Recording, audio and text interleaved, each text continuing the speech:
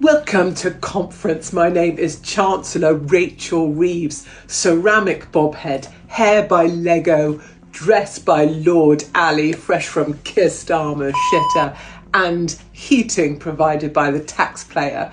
My speechwriter says this speech is about being together. He says to smile, say our and we and collective endeavour. Together, collective endeavour, our, we. You may know I am the first female ever to be in politics and to be Chancellor ever in 800. Katie Hopkins has always been a bright voice, not afraid to express her opinion, and her recent sharp attack on the leadership of the Labour Party, led by Keir Starmer, was no exception.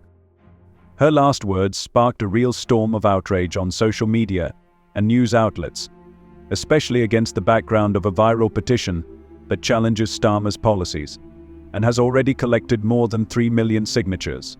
Hopkins boldly asks if Starmer really hears those who need help the most, and this causes a real wave of emotions.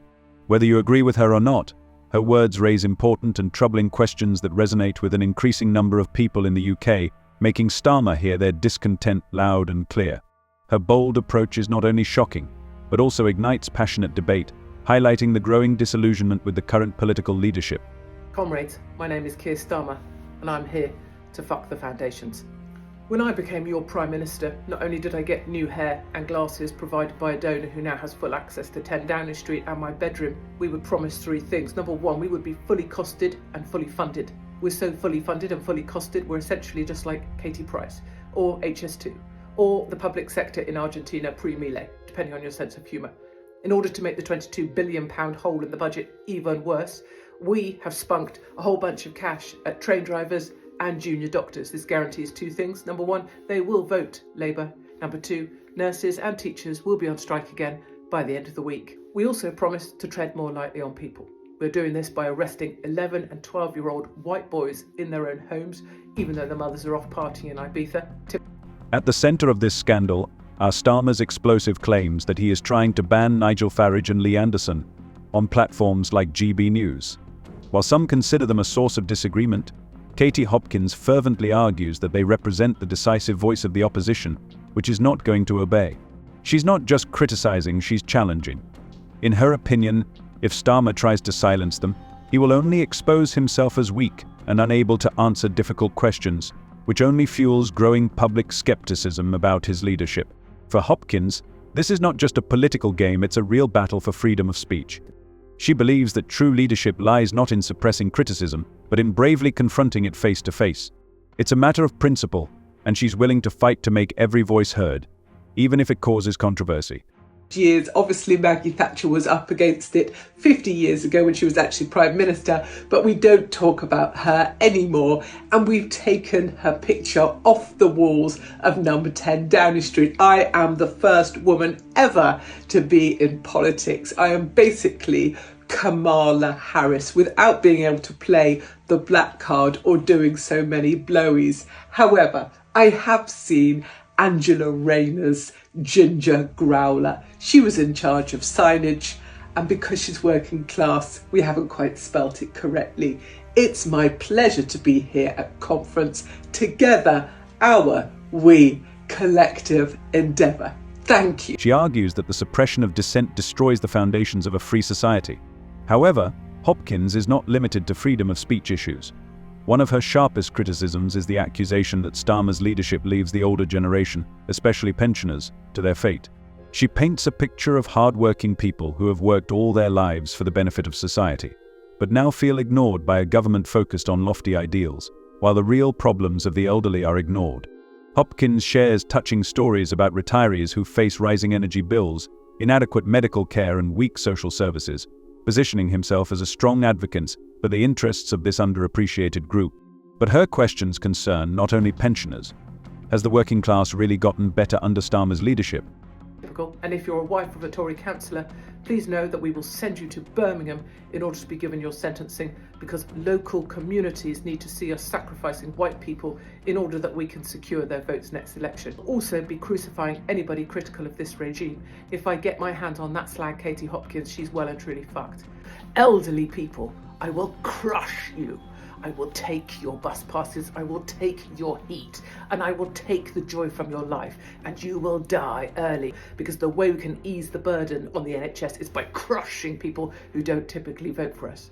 And the worst is yet to come. This is Starmageddon. The worst is yet to come. Hopkins is not alone in her anger. Public figures such as Jeremy Kyle have also loudly criticized Starmer's decision on important issues such as immigration and housing. Kyle, for example, anxiously raises the issue of how the government accommodates migrants in hotels while British citizens suffer from homelessness. It causes a real storm of emotions. Hopkins reinforces this frustration by asking a reasonable question: how can the government prioritize housing for migrants while leaving needy Britons without adequate support? She recognizes the importance of helping everyone who needs it, including migrants, but insists that support should not be provided at the expense of British citizens themselves. This is not just a matter of justice, it is a matter of human dignity. Hopkins argues that Starmer's policy should be balanced, ensuring access to necessary services for both migrants and citizens of the country. This is a call for justice that requires attention and action. It is true, I think, that Britain is being used as a test island. Because we're an island, things are being tested on us, and that's why it seems to be moving so fast in our country. And finally, the Transport Secretary, Louise Haigh, has resigned because she committed fraud a long time ago. I thought she might have resigned because she's the only woman less shaggable than Angela Rayner, but no, it's just that she was a fraudster, which is why Keir Starmer employed her, because she fitted in so much better with the other criminals sat round the cabinet table. That's it! Batshit bonkers Britain, aye aye captain and all that. Hopkins highlights the gap between Starmer's promises and his actual actions, which causes real anger and frustration. When Starmer and his deputy Angela Rayner promised not to raise taxes, it was a ray of hope for families struggling to survive. However, with the recent tax increase, this promise is now perceived as a betrayal that strikes at the hearts of these families.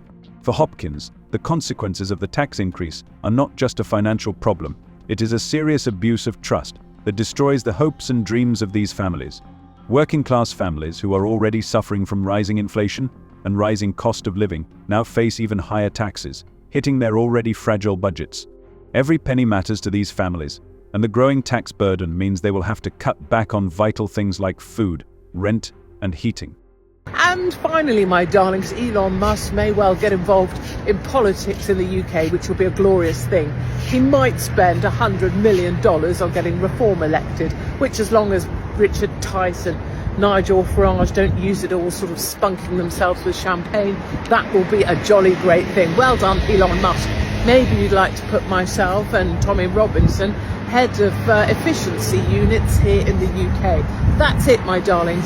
Batshit bonkers bloody Britain. Hopkins believes that Starmer is unable to understand this gap between government policy and the harsh realities faced by ordinary citizens. It's not just a matter of numbers, it's a matter of life and survival for many people. It's a question of whether the family will be able to pay the electricity bills, or whether they will have to choose between food and medicine. This is a question of whether a person will be able to feel safe in their own home, or whether they will have to fear for the future. Breaking news here in batshit bonkers Britain, where Iron Chancellor Rachel Reeves and unflinching Keir Starmer, I will make unpopular decisions, may have to do a U-turn over their plans to freeze millions of British pensioners to death this winter by stealing their winter fuel allowance. It could well be that Iron Chancellor ends up looking a bit like rusty Rachel. Unflinching Keir Starmer has to flinch, but he will still be massively unpopular. Do remember, only 1 in 5 British people actually voted for Lego Man Starmer in the first place.